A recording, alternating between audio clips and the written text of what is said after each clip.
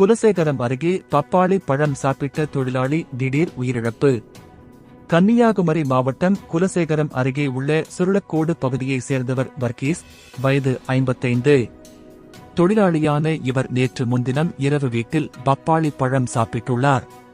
அப்போது பப்பாளி பழம் சாப்பிட்ட சிறிது நேரத்தில் அவருக்கு திடீரென மூச்சு திணறல் ஏற்பட்டுள்ளது.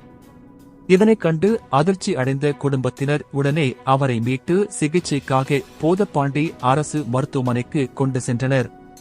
அங்கு அவரை பரிசோதித்த டாக்டர்கள் அவர் ஏற்கனவே இறந்துவிட்டதாக தெரிவித்தனர்.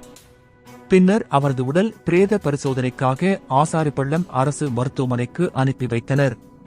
தொடர்ந்து இதுகுறித்து குலசேகரம் போலீசார் வழக்கு பதிவு செய்து விசாரணை நடத்தி வருகின்றனர்.